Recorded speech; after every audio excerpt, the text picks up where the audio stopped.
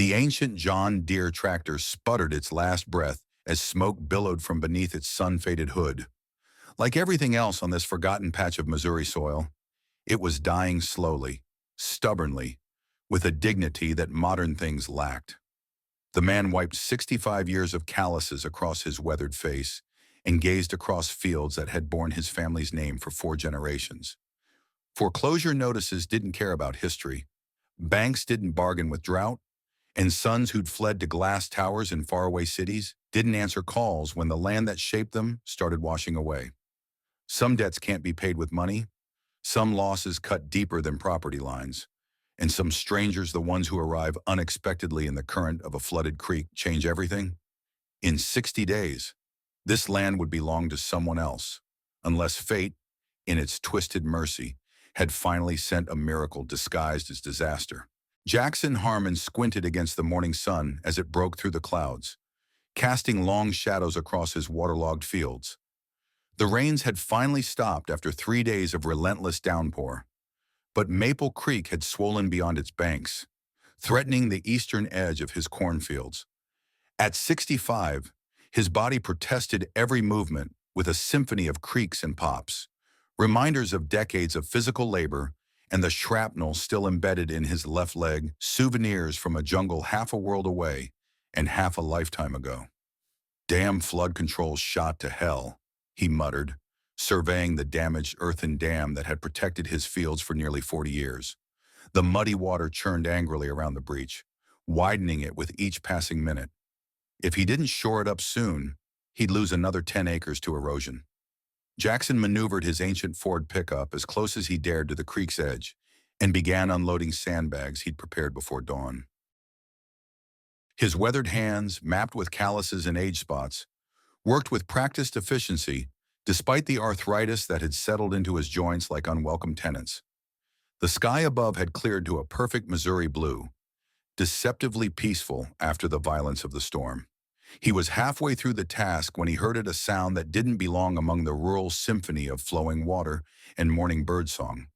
The distinctive crunch of metal against rock, followed by the unmistakable revving of an engine pushed beyond its capabilities. Jackson straightened, scanning the creek upstream. Through the screen of willows about 70 yards up, he spotted it, the glint of sunlight on metal where no metal should be. A car, no. An SUV had somehow veered off the county road that paralleled the creek and now sat partially submerged in the swollen waters. As he watched, the vehicle slipped further, rotating slowly in the current. "Christ almighty," Jackson muttered, dropping the sandbag he'd been holding. Instinct took over before conscious thought could form. He sprinted toward the vehicle, his bad leg protesting with each impact but adrenaline overriding the pain. As he ran, he stripped off his heavy work jacket, years of rescue training during his military service flooding back with crystal clarity. The SUV was a late-model Subaru, dark blue and already half submerged. Through the driver's side window, Jackson could make out a single occupant, a woman with dark hair streaked with silver, slumped against the steering wheel. Whether unconscious or merely stunned, he couldn't tell, but the vehicle was sinking deeper with each passing second. "Hey, can you hear me?" he shouted, wading into the frigid water. The current, much stronger than it appeared from the shore, immediately pulled at his legs. The creek bed was treacherous, strewn with hidden obstacles and sudden drop-offs. One misstep could put him under the muddy water, but Jackson moved with the confidence of a man who had navigated this waterway since childhood. The woman didn't respond. The water had now reached the bottom of the windows, and the current was pushing the vehicle toward deeper water. Jackson reached the driver's side door and tried the handle. Locked. He pounded on the window. "Ma'am, wake up. You need to unlock the door." The woman stirred slightly but didn't respond coherently. A thin trickle of blood ran from a gash on her forehead. She'd likely hit the steering wheel before the airbag deployed. The airbag itself had already deflated, leaving her vulnerable to the rising water. Jackson didn't hesitate. He pulled himself onto the hood of the sinking vehicle, reached into his back pocket for his pocket knife, and moved toward the sunroof. To his relief, it was partially open, perhaps an automatic response to the crash. He wedged his fingers into the gap and pulled with all his strength. The glass panel slid back with a mechanical groan. "Hold on! I'm coming in!" he called, though he doubted the woman could hear him. He lowered himself through the opening. Water already ankle-deep inside the vehicle. The interior smelled of wet leather, deployed airbag chemicals, and the metallic tang of blood. "Ma'am, I'm going to get you out of here," he said, his voice calm despite the urgency of the situation. The woman moaned softly as Jackson reached across to release her seatbelt. Her eyes fluttered open, briefly dark eyes, disoriented but intelligent before closing again. Jackson quickly assessed her condition. The head wound was bleeding but didn't appear life-threatening. More concerning was the way her left arm hung at an unnatural angle, likely broken or dislocated. He needed to move her without causing further injury. But the rising water left no time for caution. "Sorry about this," he murmured, sliding one arm behind her back and another under her knees. With a grunt of effort, he lifted her from the seat. She was lighter than he expected, but his back protested nonetheless. Maneuvering back through the sunroof would be impossible with her in his arms. Water now reached his waist. The vehicle shifted ominously beneath him, the current pulling it inexorably toward the main channel. Jackson kicked at the driver's side window with all his strength. Once, twice on the third impact. The safety glass shattered, collapsing in a sheet of fractured cubes.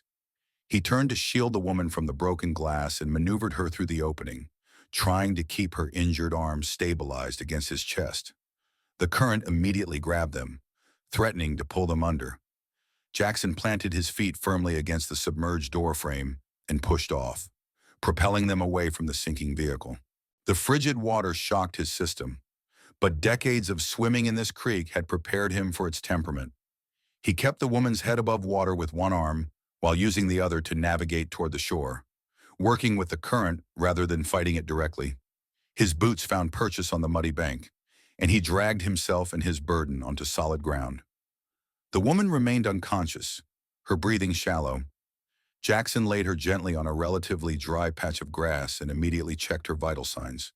Pulse present, but weak. Breathing labored.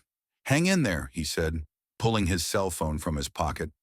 Unsurprisingly, the screen remained dark, dead from water damage. The nearest neighbor was 3 miles away, and the landline at his farmhouse was another half-mile upstream.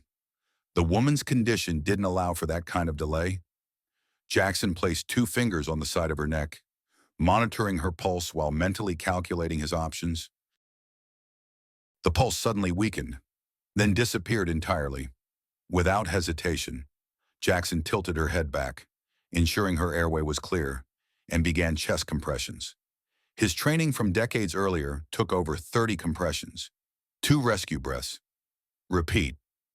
"Don't you die on my land, lady," he grunted between compressions. "Haven't filled out that kind of paperwork in years, and I'm not starting today." After what seemed like an eternity, but was likely less than 2 minutes, the woman gasped, coughing up creek water. Jackson gently turned her onto her side, allowing her to clear her airway. Her eyes fluttered open, revealing dark irises clouded with confusion. Where?" she managed before another coughing fit overtook her. "You're safe," Jackson said simply. "Your car went into Maple Creek. You're on my property, Harmon Ridge Farm." The woman tried to sit up but winced as pain shot through her injured arm. "My arm. Likely broken. Try not to move it." Jackson removed his flannel shirt, leaving him in a faded thermal undershirt, and draped it over her. "Ambulance would take at least 40 minutes to get here from Riverdale. My truck's just up the way. Think you can walk if I help you?" She nodded weakly, and Jackson helped her to her feet, supporting most of her weight. "I'm Jackson Harmon," he said as they began the slow trek toward his pickup. "Sarah," the woman replied through gritted teeth. "Sarah Mitchell," Jackson nodded, focusing on navigating the muddy terrain. "Well, Ms.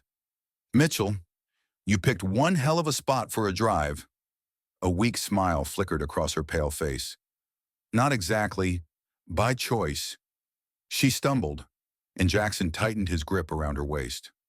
The road just disappeared in the rain. Flash floods take out that county road almost every spring. Jackson explained. Highway Department keeps promising to raise it, but they've been promising that since Nixon was president. They reached the truck, and Jackson helped Sarah into the passenger seat, careful of her injured arm. The ancient Ford protested with a wheezing cough before the engine caught. Jackson cranked the heater to full blast and pulled a worn wool blanket from behind the seat, tucking it around Sarah. Hospital's in Riverdale, about 20 miles, he explained, putting the truck in gear. But the bridge might still be flooded. If it is, we'll have to take the long way around, add another 40 minutes. Sarah nodded, her teeth chattering despite the heater. Thank you, she managed. You saved my life. Jackson kept his eyes on the rutted farm road. Anyone would have done the same. No, Sarah said with surprising firmness. They wouldn't have. Jackson glanced at her, seeing something in her eyes beyond pain and gratitude, a sharp intelligence assessing him. He shifted uncomfortably under the scrutiny. You military? She asked unexpectedly. Jackson raised an eyebrow. Long time ago. How'd you figure? The way you handled the situation. Methodical. The rescue breathing technique, they've updated protocols since Vietnam. Hard to keep up with the latest when you don't use it much, Jackson replied dryly. Been a while since I pulled someone from Maple Creek. As they approached the main road, Jackson's prediction proved correct. Water still covered the low-lying bridge, making it impassable. He swore under his breath and turned the truck around. Looks like we're taking the scenic route, he said. There's a thermos of coffee in the glove compartment if you want it. Might help with the chill. Sarah reached for the thermos with her good arm, her movements revealing a large watch that Jackson recognized as far more expensive than it appeared at first glance, the kind of understated luxury that wealthy people preferred. You're not from around here, Jackson observed. Not a question. No, Sarah admitted. I'm from Boston originally. I've been staying in Riverdale for a few weeks, doing research. Research? Jackson navigated around a massive pothole. Riverdale's not exactly known for its libraries. A small smile played at the corners of Sarah's mouth despite her pain. I'm a writer. I'm working on a book about changing rural landscapes. Sounds thrilling, Jackson said flatly. Sarah's smile widened slightly. It has its moments, though nearly drowning wasn't part of my research plan. They lapsed into silence as Jackson concentrated on the challenging road conditions. Several times they had to detour around flooded sections or debris left by the storm. Sarah occasionally winced when the truck hit particularly rough patches, but she made no complaints. After nearly an hour of tortuous progress, they finally reached the outskirts of Riverdale, a town of just under 10,000 residents that served as the county seat. The small regional hospital sat on a hill at the east end of town, its bland brick facade a welcome sight. Jackson pulled up to the emergency entrance and helped Sarah from the truck. A nurse with a clipboard met them at the door, quickly assessing the situation. Car accident, Jackson explained. Possible concussion, definitely a broken arm. She was unconscious when I found her. Went into cardiac arrest briefly at the scene. The nurse raised her eyebrows at his clinical assessment. Are you a paramedic, sir? No, ma'am. Just old. The nurse's professional demeanor cracked slightly with a smile. Well, we'll take good care of her. You, her husband. No, Sarah interjected. Mr. Harmon pulled me from my car after I drove into a creek. We're strangers. The nurse nodded, making notes. We'll need some information from both of you. Jackson shifted awkwardly. I should get back to my farm. Creek took out part of my flood control, and I've got livestock to check on. The nurse looked up from her clipboard. We'll still need a statement for the accident report. Mr. Harmon, shouldn't take more than 30 minutes. Jackson sighed, resigned. Fine, but I need to make a call first. My landline's probably out after the storm, and my cell's dead. While Sarah was wheeled away for examination, Jackson used the hospital phone to call his neighbor, Bill Thurman, asking him to check on the cattle in the south pasture. By the time he finished the call and the necessary paperwork, an hour had passed. He was preparing to leave when a doctor approached him in the waiting room. Mr. Harmon, I'm Dr. Winters. I wanted to thank you personally for your quick action today. Ms. Mitchell suffered a clean break to her radius and a mild concussion, but your CPR at the scene likely prevented oxygen deprivation that could have caused serious brain damage. Jackson nodded uncomfortably. Just did what needed doing. Well, it made all the difference. She's asking to see you before you leave. Jackson hesitated, then followed the doctor to a curtained examination area. Sarah sat on the edge of a hospital bed, her arm now properly set in a cast. The blood had been cleaned from her face, revealing an elegant woman perhaps in her late 50s, with striking features and intelligent eyes. She'd been given hospital scrubs to replace her wet clothes. "My knight in muddy armor," she said with a small smile. "They tell me I owe you my life." Jackson shrugged. "Glad you're all right. Miss Mitchell, I should be getting back to my farm." "Of course." Sarah seemed to study him for a moment. "But I insist on properly thanking you. Perhaps I could take you to dinner once I'm discharged." "Not necessary," Jackson said, already backing toward the door. "Just glad you're okay." "At least let me replace your shirt," Sarah persisted, gesturing to his thermal undershirt. "And I'll need to arrange to retrieve whatever might be salvageable from my car." Jackson sighed. "Creek probably carried your car half a mile downstream by now. As for the shirt, don't worry about it. Got plenty." Dr. Winters interjected. "Miss Mitchell, we'd like to keep you overnight for observation, given the concussion and the cardiac event." Sarah nodded. "Of course. Doctor," she turned back to Jackson. "Mr. Harmon, would you at least leave your contact information? The insurance company will need details about the accident location." Recognizing a losing battle, Jackson scribbled his landline number on a hospital notepad. "Phone might be out for a day or two after the storm, but you can leave a message." With that, he nodded a curt goodbye and escaped the antiseptic confines of the hospital. The afternoon sun hung low in the western sky by the time Jackson returned to the spot where he'd abandoned his flood control efforts. The breach had widened considerably, and water now flowed freely across the eastern corner of his cornfield. Too late to save those acres now.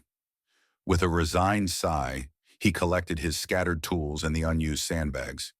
Some battles couldn't be won, a lesson he'd learned in Vietnam and relearned countless times since. He'd replant what he could, adjust, and move forward. It was the only way he knew. As darkness fell, Jackson sat on his porch with a glass of bourbon, watching lightning flicker on the distant horizon, another storm system approaching. The weather radio beside him crackled with warnings of additional rainfall expected overnight. His ancient farmhouse creaked and settled around him, its familiar sounds a comfort after the day's chaos. His thoughts drifted to the woman he'd pulled from the creek.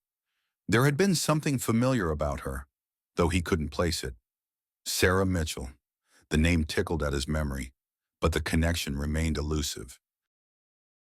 Jackson's gaze wandered to the pile of mail on the side table bills mostly, each one a reminder of his precarious financial situation. The foreclosure notice from Riverdale Community Bank had arrived last week, giving him 60 days to bring his mortgage current or face auction. After 3 consecutive years of drought followed by this spring's excessive rainfall, the margins that had always been thin had disappeared entirely. He picked up the bourbon bottle, contemplating a refill, then set it down untouched. Clear heads made better decisions, and he needed every functioning brain cell to figure a way out of this mess. The irony wasn't lost on him. He'd saved a stranger's life today, but he couldn't save the land that had been in his family for 4 generations. The telephone's shrill ring pierced the evening quiet, startling Jackson from his thoughts. Few people called the landline anymore. Most of his business was conducted in person or not at all. "Harmon," he answered, his voice gruff from bourbon and fatigue. "Mr. Harmon, it's Rebecca Marshall from Riverdale Community Bank." Jackson's grip tightened on the receiver. Rebecca had been 2 years behind him in high school, a bright, ambitious girl who'd gone away to college and returned with accounting credentials and a determination to modernize the sleepy local bank. Now she held his financial fate in her professionally manicured hands. "Rebecca," he acknowledged. Bit late for bank business, isn't it? This isn't an official call, Jackson, she said, her tone softening. I heard about what happened today. Small town. News travels fast. I wanted to check if you were okay. Jackson snorted. I'm not the one who drove into a creek. No, but you're the one who jumped into floodwaters to save a stranger. At your age, with your leg. I'm fine, he interrupted. Woman's alive. That's what matters. A pause on the line. Do you know who she is? Jackson said her name's Sarah Mitchell, writer of some kind. Rebecca's laugh held a note of disbelief. Not just any writer. Sarah Mitchell is one of the most successful authors in the country right now. Her Heartland series has sold millions of copies. There was even talk of a movie deal for her last book. Jackson frowned. Never heard of her. You wouldn't have, Rebecca acknowledged. You haven't exactly kept up with the bestseller lists. But trust me, you just saved a very influential person. Doesn't change anything, Jackson said flatly. Still got a farm washing away and a bank looking to take what's left? Rebecca sighed. That's actually the other reason I'm calling. I've been reviewing your file, and I think there might be options we haven't explored. The bank's new corporate owners are pushing for quick resolutions on delinquent mortgages, but I've convinced them to give me 2 weeks to explore alternatives for several long-standing customers, including you. What kind of alternatives? Jackson asked, suspicion evident in his tone. I'd rather discuss that in person. Could you come by the bank tomorrow afternoon? Jackson considered the request. Got to finish shoring up that dam and check fencing in the south pasture. Could make it by 4. 4 works, Rebecca confirmed. And Jackson, I'm trying to help. I remember what your family's farm meant to this community when I was growing up. Not everything is about the bottom line. After they hung up, Jackson stared at the phone for a long moment. Rebecca's call had awakened a dangerous emotion he'd worked hard to suppress. Hope. Hope was a luxury he couldn't afford. Not after watching drought destroy his crops 3 years running. Not after holding Eleanor's hand as cancer stole her away inch by inch. Not after Michael had walked away from both the farm and his father without looking back. The wind picked up, carrying the scent of approaching rain. Jackson gathered his glass and the bottle and headed inside, latching the screen door against the coming storm. As he moved through the darkened house toward his bedroom, he passed the closed door that had once been Michael's room, then Eleanor's sewing room, and was now simply another space filled with memories too painful to revisit. In his Spartan bedroom, Jackson placed his wallet and keys on the dresser. Noticing the framed photograph that had stood in the same spot for decades, himself and Eleanor, on their wedding day. Young and impossibly optimistic, the future stretching before them like the endless Missouri sky. Beside it stood a smaller frame holding a faded photograph of a teenage Michael in FFA blues, proudly displaying a prize heifer at the county fair. Quite a day, Ellie, he murmured to the empty room. Pulled a famous author from Maple Creek. Would have made a good story for your quilting circle. Sleep came fitfully that night, interrupted by the storm's fury and dreams of murky water closing over his head, the weight of a stranger in his arms pulling him down into darkness. He woke before dawn, as he had nearly every day of his adult life, his body attuned to the rhythm of farm work regardless of the weather or his need for rest. The new day brought clear skies but additional challenges.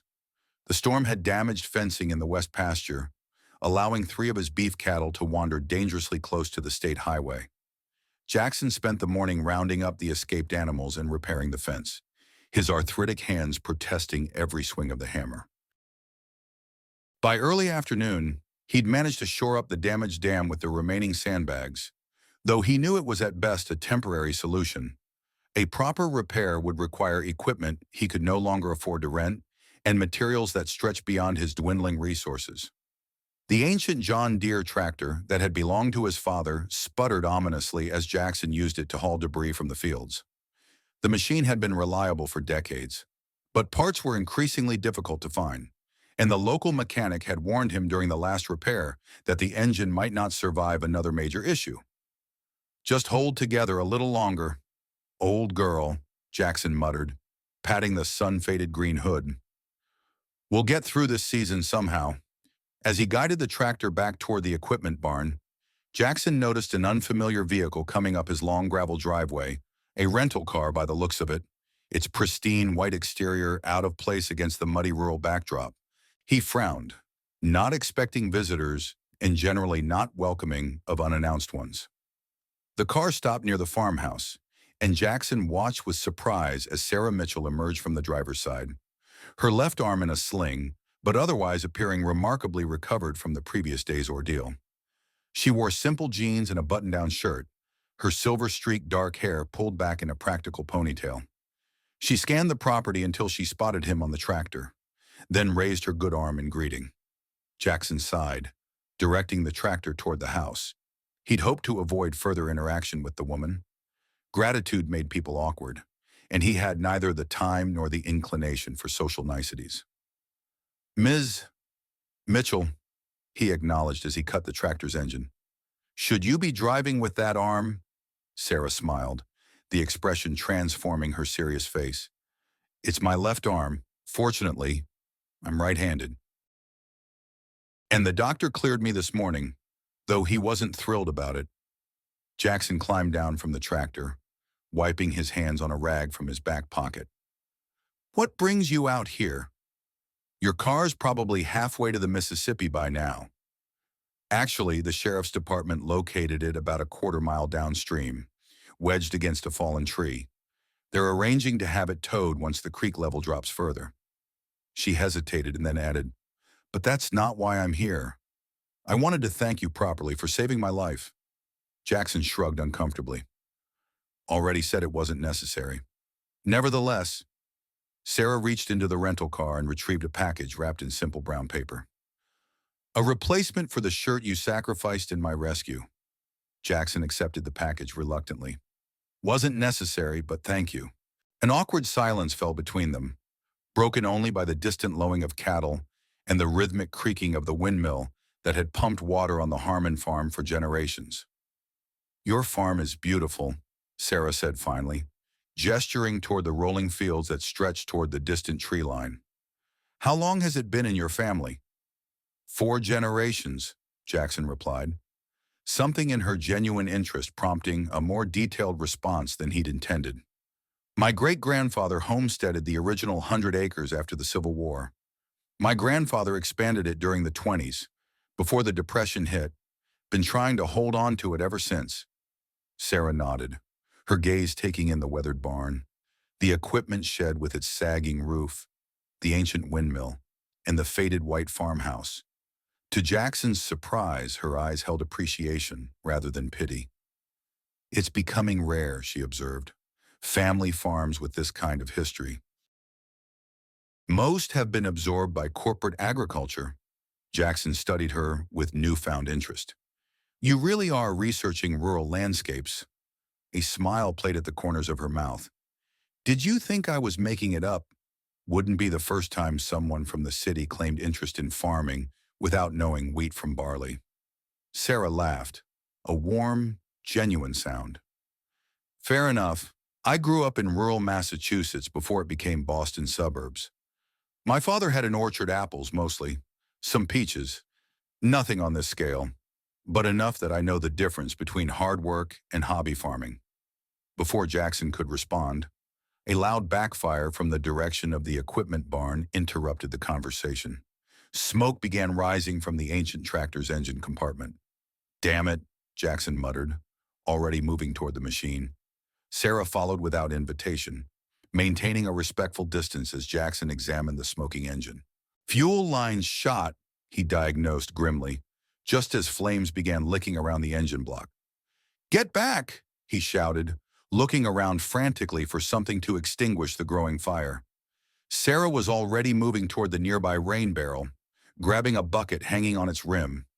Despite her injured arm, she managed to fill the bucket and carry it toward the tractor, sloshing water over the sides with her awkward gait. Jackson took the bucket from her and doused the flames, then repeated the process with a second bucket she'd filled. The fire sputtered and died, leaving behind the acrid smell of burned rubber and fuel. "That was quick thinking." Jackson acknowledged, wiping sweat from his brow. Not my first equipment fire, Sarah replied with a shrug. Our tractor was even older than yours. Dad used to say it was held together with baling wire and prayers. Jackson found himself smiling despite the setback. Sounds familiar. He surveyed the damaged tractor with a grim expression. Though I think this old girl's finally given up the ghost. Can it be repaired? Jackson shook his head. Parts haven't been manufactured in 30 years. Been cannibalizing from other old tractors whenever Sam over at the salvage yard finds one. But this, he gestured to the charred engine. This would take a miracle or money. Got a shortage of both these days. Sarah seemed to hesitate, then spoke carefully. I hope you don't find this presumptuous, but I'd like to help. As a thank you for saving my life. Jackson's expression hardened immediately. Don't need charity, Miss Mitchell? It's not charity, she countered. It's a fair exchange. My life for a tractor part seems like a bargain. Honestly. Appreciate the thought, but no. Jackson's tone left no room for argument. Now, if you'll excuse me, I need to see if any of this can be salvaged before my appointment in town. Sarah nodded, recognizing the dismissal. Of course, but Mr. Harmon. She reached into her pocket and pulled out a business card. If you change your mind, or if you'd be willing to talk more about your farm for my research, please call. I'm staying at the Riverdale Inn for the next few weeks. Jackson accepted the card with reluctance, tucking it into his shirt pocket without looking at it. Safe drive back to town, Ms. Mitchell. He watched as she returned to her rental car, his expression unreadable. Only when the vehicle had disappeared down the long driveway did he allow his shoulders to slump. The tractor was beyond repair. He knew it without needing a mechanic's confirmation. Without it, keeping the farm operational became nearly impossible. Even if Rebecca had found some financial solution to the mortgage problem, equipment failure might render the point moot. With a heavy sigh, Jackson headed to the house to clean up before his meeting at the bank. As he showered away the day's grime, his thoughts returned to Sarah Mitchell. There was something genuine about her interest in his farm, something beyond mere politeness or guilt-driven gratitude. In another lifetime, under different circumstances, he might have welcomed the conversation with an educated woman who understood rural life. But circumstances weren't different, and Jackson had long ago given up on changing his stars. The best he could hope for was to delay the inevitable long enough to end his days on the land that had defined his family for generations. Dressed in his least worn pair of jeans and a button-down shirt reserved for church and bank meetings, Jackson headed into town. The drive gave him time to organize his thoughts, to prepare arguments for why Riverdale Community Bank should extend his mortgage yet again, despite 3 years of poor harvests and diminishing returns. The bank occupied a stately brick building on Riverdale's main street, its architecture harkening back to more prosperous times when local financial institutions were pillars of their communities, rather than outposts of distant corporations. Jackson parked his mud-splattered pickup among the newer, cleaner vehicles that belonged to bank employees and customers with better financial prospects. Rebecca met him in the lobby, professional in a tailored suit, but with the warmth in her eyes that had made her popular in high school. Jackson, right on time, come back to my office. He followed her through the bank's interior, nodding to several employees he recognized from church or community events. Rebecca's office was larger than he expected, with windows overlooking the town square and walls adorned with her accounting, credentials, and community service awards. Have a seat, she invited, gesturing to a comfortable chair across from her desk. Can I get you coffee? I'm fine, Jackson replied, sitting stiffly. What's this about? Rebecca, you said you had alternatives to discuss. Rebecca took her seat, adjusting a stack of folders on her desk. Always direct. Jackson, I've always appreciated that about you. She opened the top folder, which Jackson recognized as his loan file. As you know, when Mid-American Financial Partners acquired our bank last year, they implemented more aggressive policies regarding delinquent mortgages, particularly agricultural loans in regions they've designated as high risk due to climate volatility. Cut to the chase, Jackson said, his patience already wearing thin. Are they foreclosing or not? Rebecca sighed. The foreclosure is proceeding as scheduled unless we find an alternative. You're 60 days from auction, but I've been reviewing your property records, and there might be an option worth exploring. She pulled out a survey map of his property. Your farm sits on 300 acres, correct? Jackson nodded, and she continued. The original homestead portion, which includes Maple Creek and the natural spring, is approximately 50 acres. The rest was acquired in separate parcels over the years. Jackson's eyes narrowed. What are you suggesting? A partial sale, Rebecca said carefully. The southeastern portion of your property, about 80 acres bordering the state conservation land, has attracted interest from developers looking to build vacation properties. The location near the conservation area makes it particularly valuable. A sale could generate enough capital to clear your mortgage debt and leave you with the historic homestead and enough acreage to maintain a smaller operation. Jackson stared at her, his expression hardening. You want me to sell off part of my heritage to developers who'll put up weekend cabins for city folks? I'm presenting options, Jackson, Rebecca replied evenly. The alternative is losing all of it in 60 days. Jackson stood abruptly, his chair scraping against the hardwood floor. My grandfather bought that parcel in 1926, worked 2 jobs to make the payments through the Depression. My father expanded the irrigation to make it productive. I'm not carving up the farm like a Thanksgiving turkey for some developer to build playhouses for tourists. Rebecca remained seated, her expression sympathetic but firm. I understand your emotional attachment, Jackson, but this isn't just about history, it's about survival. Partial adaptation is better than complete loss. Is that what they teach in business school these days? Jackson's voice had taken on a dangerous edge. Dress up, surrender as adaptation. Jackson, please. No, Rebecca. I appreciate you trying to help, but this isn't help. It's surrender with a prettier name. He moved toward the door, then paused. My family didn't survive dust storms, depression, and war by selling off pieces of themselves. I'll find another way. Rebecca stood, concern evident in her expression. There is no other way, Jackson, not with the timeline we're facing. Please, at least think about it. Talk to Michael. Leave my son out of this, Jackson snapped, his hand tightening on the doorknob. He made his choice a long time ago. He's still your family, Rebecca persisted. And the farm is his heritage too, whether he wants it or not. Jackson didn't respond, pulling the door open with more force than necessary. As he strode through the bank lobby, his mind raced with a toxic mixture of anger, pride, and increasingly desperate calculation. Rebecca's suggestion made logical sense. He knew that even through his emotional rejection, selling a portion to save the core might be the only mathematical solution. But farms weren't math problems. They were living entities, ecosystems of their own, where each acre played a role in the delicate balance that had sustained generations. His father and grandfather would never have considered such a compromise. Lost in thought, Jackson nearly collided with someone entering the bank as he exited. He mumbled an apology without looking up, pushing past to reach his truck. Mr. Harmon. The voice stopped him in his tracks.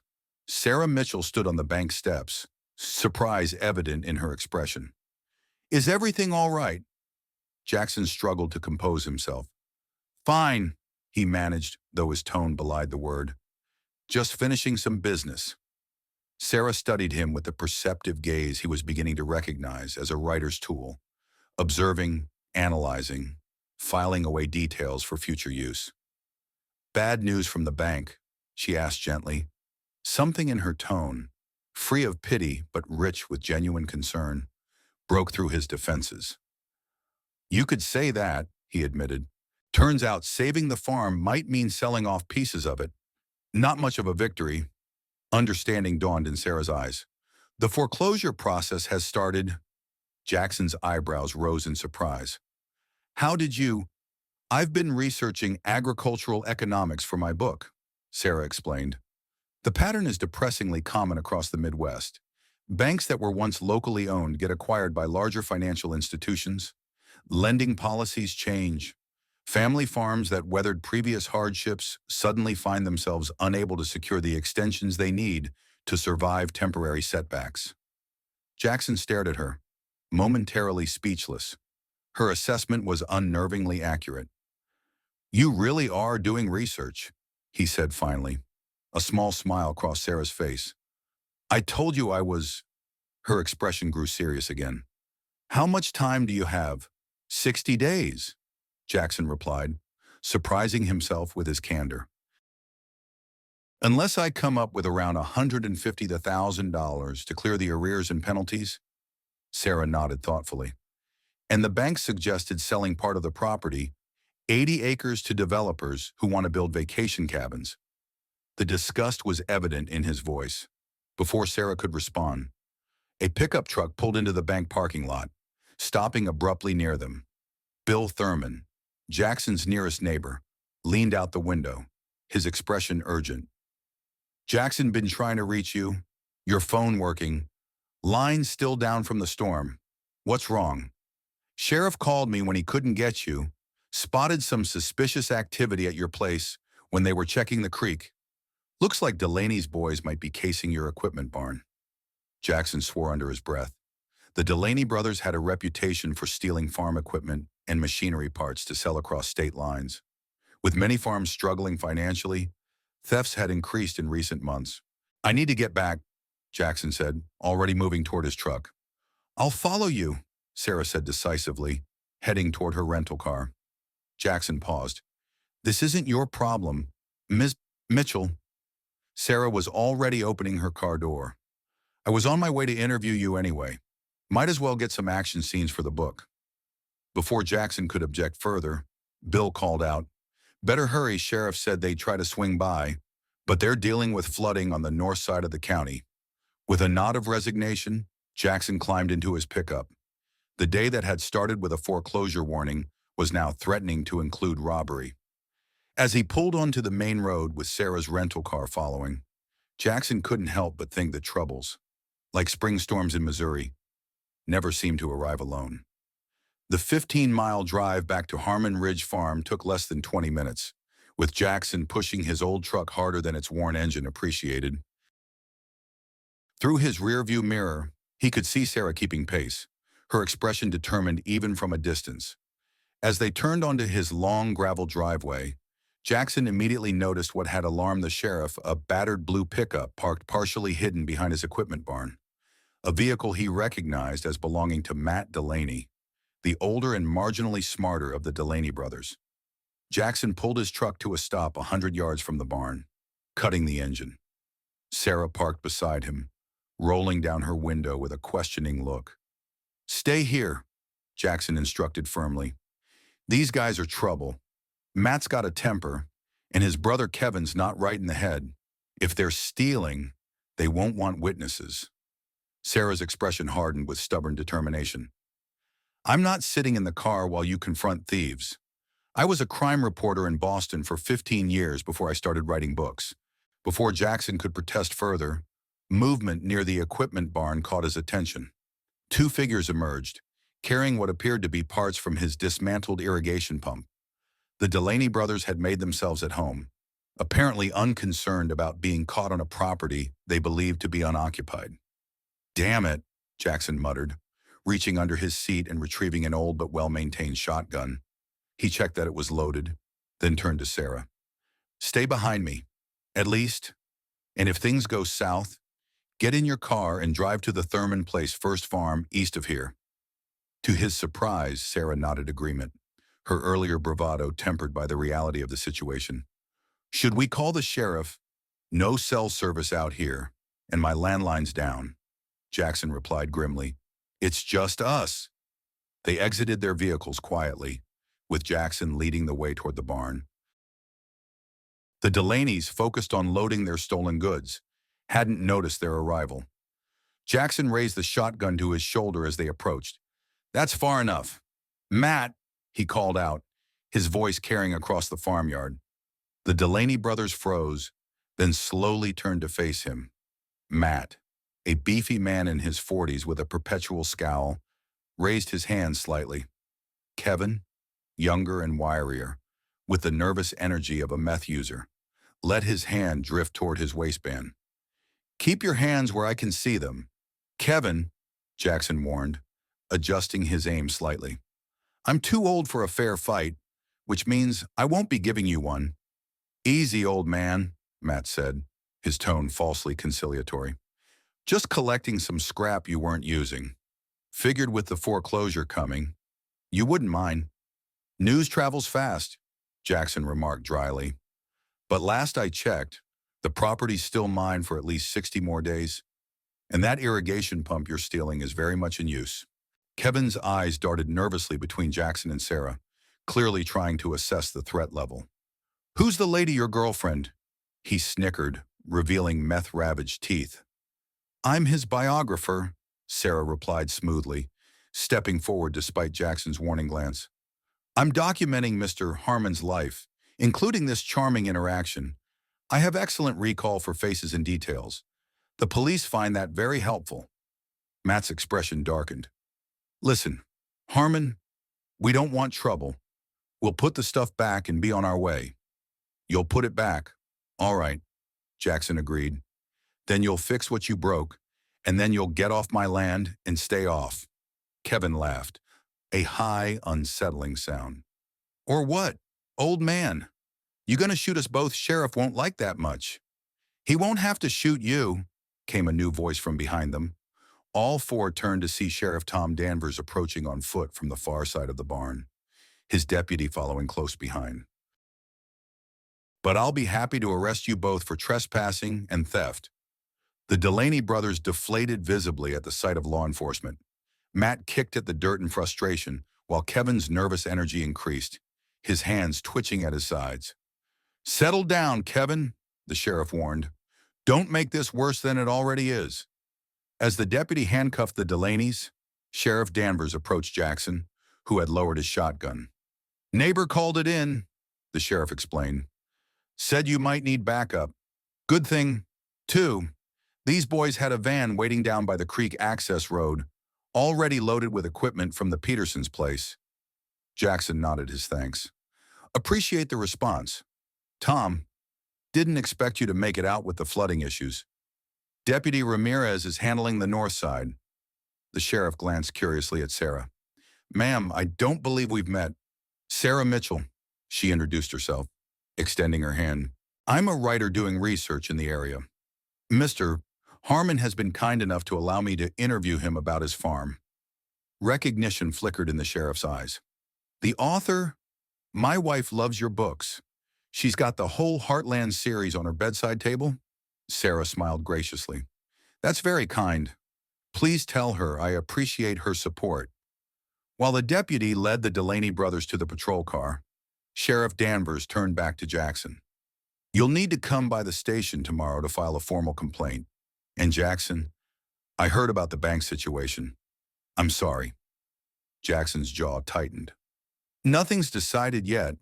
Tom, the sheriff nodded, though his expression remained sympathetic. Still, if there's anything Martha and I can do, appreciate it, Jackson said curtly, but I'll manage. After the sheriff departed with the Delaneys in custody, Jackson and Sarah surveyed the damage to the equipment barn. The thieves had partially disassembled the irrigation pump and ransacked several storage containers, leaving tools and parts scattered across the concrete floor. Vultures don't usually circle until you're dead, Jackson muttered, kneeling to examine a broken valve assembly. Sarah helped him gather the scattered components, careful despite her injured arm. Is the damage repairable? Jackson sighed, rubbing his forehead wearily. Most of it. They didn't get far enough to take anything critical, but it's one more thing that needs fixing with no money to fix it. As they worked to restore order to the barn, the physical labor seemed to loosen something in Jackson, and he found himself explaining the irrigation system to Sarah, how it drew water from both the creek and the natural spring, how his father had designed it to maximize efficiency in drought conditions. how it had sustained the farm through lean years until the current extended dry spell overtaxed its capacity. Sarah listened with genuine interest, occasionally asking questions that revealed her background knowledge of agricultural systems. As evening approached, they had restored most of the equipment to working order, though Jackson noted several components that would need replacement before the system could operate at full capacity. "Thank you for your help," Jackson said as they finished, the acknowledgement coming more easily than he had expected. "You're handy to have around in a crisis," Sarah smiled, wiping grease from her hands with a shop rag. "Two crises in 2 days. You lead an exciting life, Mr. Harmon." "Jackson," he corrected, surprising himself. "If you're going to keep turning up during emergencies, you might as well use my first name." "Jackson, then," Sarah agreed. "And I'm Sarah, not Ms. Mitchell." An awkward silence fell between them, broken when Jackson's stomach rumbled audibly. He realized neither of them had eaten since morning. "I could make some dinner," he offered tentatively. "Nothing fancy, but there's stew in the freezer Eleanor, my late wife, made. Still have some put up from before she passed." Sarah's expression softened. "I'd like that, but only if you'll let me help. One-armed as I am, I can still set a table." As they walked toward the farmhouse in the fading light, Jackson found himself oddly comfortable with this unexpected visitor who had entered his life through a series of unfortunate events. There was something refreshingly direct about Sarah Mitchell, a quality he had always valued but rarely encountered, especially in recent years as his isolation had increased. The farmhouse kitchen, with its worn linoleum floor and dated appliances, had always been the heart of the home. Eleanor had maintained it with care, finding creative ways to update the space on a limited budget. Her touches remained visible in the hand-sewn curtains that framed the windows and the collection of blue willow plates displayed on the open shelves. Jackson moved with practiced efficiency, retrieving a container of stew from the freezer and setting it to warm on the stove. Sarah found plates and silverware in the cupboards, setting the oak table that bore the marks of 4 generations of Harmon family meals. "Your wife had good taste," Sarah observed, gesturing to the kitchen's homey aesthetic. "The house feels loved," Jackson nodded, stirring the thawing stew. "Eleanor could make something out of nothing, had an eye for beauty in ordinary things." He paused and then added, "She passed 5 years ago. Cancer." "I'm sorry," Sarah said simply. "That must have been incredibly difficult." "Hardest thing I've ever faced," Jackson admitted, surprising himself with his candor. "Harder than Vietnam, harder than the drought years. At least with those, you're fighting something external. With cancer, the enemy's inside the person you love most, and all you can do is watch." Sarah nodded, understanding in her eyes. "My husband died 10 years ago. Heart attack. Sudden, not like cancer. Different kind of pain, I suppose, but still leaves a hole that doesn't quite fill in." They ate at the kitchen table, the conversation flowing more easily than Jackson would have expected. Sarah asked about the farm's history, listening attentively as he recounted stories passed down through generations, how his great-grandfather had survived the harsh first winter, how his grandfather had expanded during the prosperous 1920s only to fight to keep the land during the Depression, how his father had modernized operations in the post-war boom. "And your son," Sarah asked carefully, "will he be the 5th generation?" Jackson's expression closed slightly. "Michael chose a different path. Lives in New York now, works in media or advertising, something like that. We don't talk much." "Kinda, may I ask why?" Jackson was silent for a long moment, considering whether to share this piece of his life with a virtual stranger. Yet something about Sarah's direct gaze, free of judgment, invited confidence. "He left for college and never really came back," Jackson began. "Got involved in environmental causes, decided farming was part of the problem, not the solution. We had some heated arguments, said things we shouldn't have." He stared into his coffee cup. "After Eleanor died, he came for the funeral. We tried to talk, but the gap was too wide. He went back to New York, and that was that. Sarah nodded thoughtfully. Children often need to reject their parents' world before they can see its value. Sometimes they come back to it. Sometimes they don't. Sounds like you speak from experience. A small smile played at Sarah's lips. My daughter is a corporate attorney in Chicago, about as far from an apple orchard in Massachusetts as you can get. We struggled for years before finding common ground. As they cleared the dinner dishes, Jackson found himself wondering about Sarah's research. The book that had brought her to Riverdale and, through a bizarre twist of fate, to his kitchen table. This book you're writing, he began, drying a plate with methodical care. What's it really about? Sarah leaned against the counter, considering her answer. It's about the changing face of rural America, the economic pressures, the environmental challenges, the loss of generational knowledge. She met his gaze directly. It's about people like you, Jackson, people holding on to a way of life that's being squeezed from all sides. Sounds depressing, Jackson remarked dryly. It could be, Sarah acknowledged, but it's also about resilience, adaptation, finding new ways to preserve what matters while letting go of what doesn't. She hesitated, then added, I've been struggling with it, to be honest. I've interviewed dozens of farmers, visited communities across the Midwest, collected statistics and economic analyses, but something was missing the heart of the story. I suppose. Jackson raised an eyebrow. And nearly drowning in my creek helped you find it. Sarah laughed, the sound warm in the cozy kitchen. In a strange way, maybe it did. There's nothing like a near-death experience to clarify one's purpose.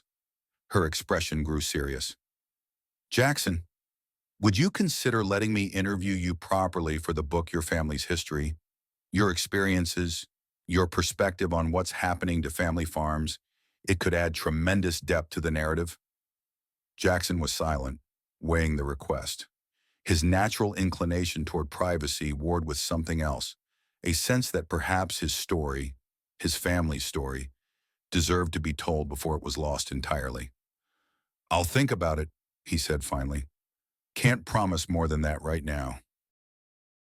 Sarah nodded, accepting the non-commitment. That's fair, and I should get back to town before it gets any later. She gathered her purse and jacket. Thank you for dinner, and for today's excitement.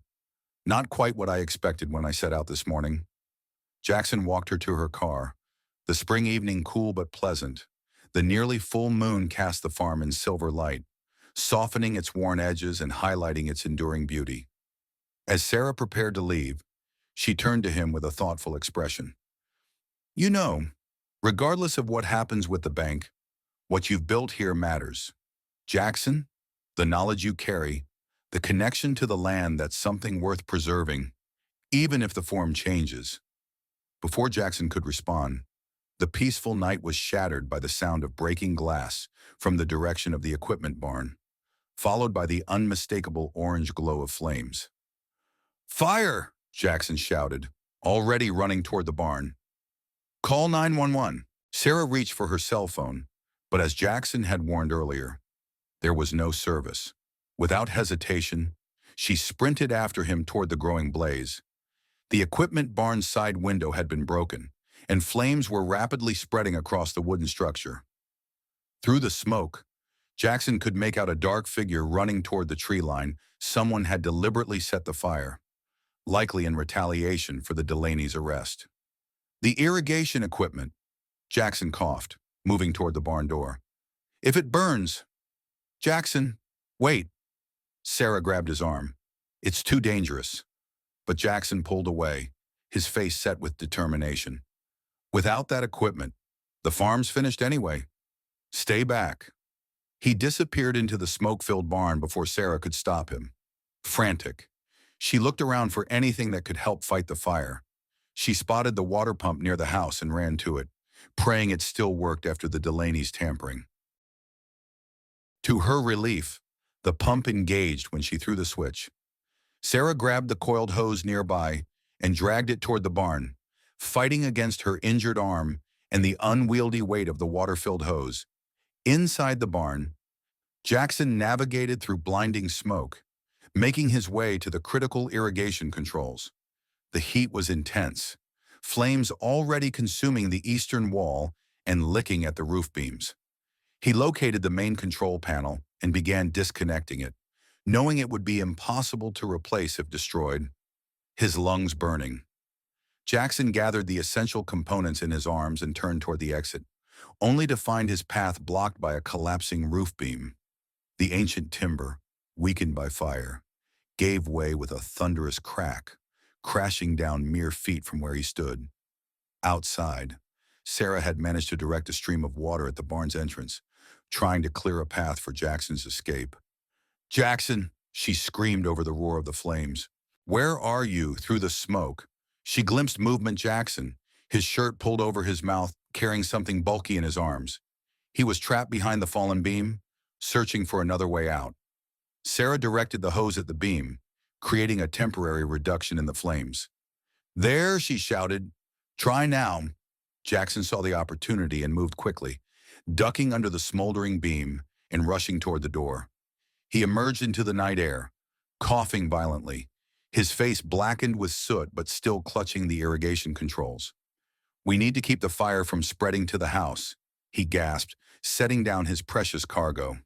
Together, they fought the blaze with the single hose, focusing on containing it rather than saving the barn, which was clearly beyond salvation. Jackson worked with grim determination, his movements efficient despite his exhaustion and the smoke inhalation. It seemed like hours, but was likely only 40 minutes before they heard the welcome sound of sirens. The volunteer fire department from Riverdale arrived, quickly taking over the firefighting efforts. By then, the equipment barn was largely destroyed, though they had managed to prevent the fire from spreading to nearby structures. As paramedics checked Jackson for smoke inhalation and burns, Sheriff Danvers approached, his expression grave. "Found fresh tire tracks by the creek access," he reported. "Looks like the Delaney's had friends we didn't know about. I've got deputies looking for them now." Jackson nodded wearily, accepting an oxygen mask from the paramedic. "Doesn't matter now. Damage is done." Sarah, who had been talking with one of the firefighters, joined them. Despite her injured arm and the evening's exertion, she appeared remarkably composed, though her clothes were soaked and smudged with soot. "The fire chief says the barn is a total loss," she reported, "but they think you saved the most valuable equipment by getting it out when you did." Jackson removed the oxygen mask momentarily. "Not sure it matters much now. Without the barn to house it, and with the tractor gone," he trailed off, the cumulative weight of the day's disasters settling heavily on his shoulders. First the bank, then the Delaney's. Now the fire. It seemed the universe was determined to drive him from his land by any means necessary. As the firefighters continued to douse hot spots and the paramedics packed up their equipment, Jackson stood at the edge of what had been his equipment barn, now a smoldering ruin. The irrigation controls he'd rescued sat on the ground nearby, saved but homeless, much like their owner would soon be.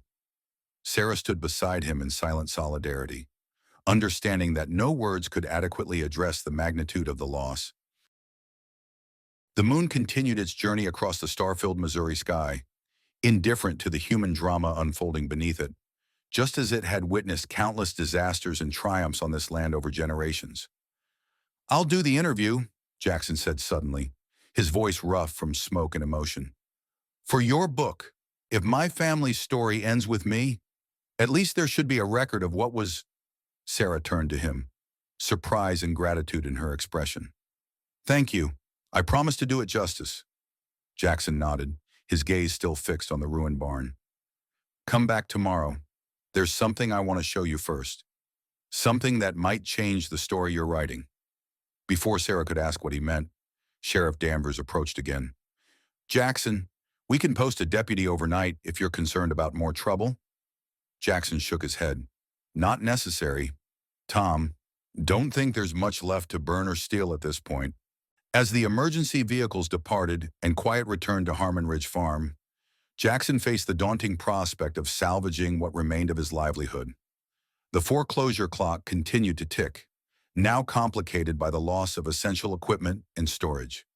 Yet as he watched Sarah drive away with a promise to return the next day, something stirred within him that he hadn't felt in years, a seed of possibility. Not quite hope, but perhaps its precursor.